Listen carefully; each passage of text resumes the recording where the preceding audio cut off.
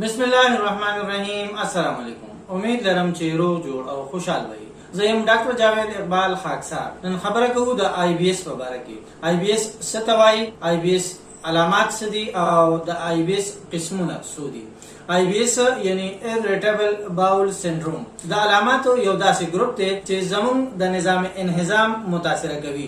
دا یو ډیر غیر آرامده یعنی تکلیف ده د معدې خرابي ده چې ورسره په خېټه کې ګیس، د خېټې درد، خېټه خرابېدل یا مسلسل قبض کېدل او اډرقي راتلل او په خېټه کې کرامپینګ محسوسېدل او د خېټې په موومنټ کې ورسره درد محسوسېدل. دغه قسمه علامات د آی بی اس کېدای شي. د آی بی اس عموما درې قسمونه دي، څه ته چې آی بی اس سی، آی بی اس ډي او آی بی اس ایم وای. دې باندې به په تفصیلي سټپ وایز باندې خبرې کوو. زموږ سره اوسئ، د خپل صحت خیال ساتئ. جاوید اقبال خاکسار په خپل دعاګانو کې یاد ساتئ. والسلام.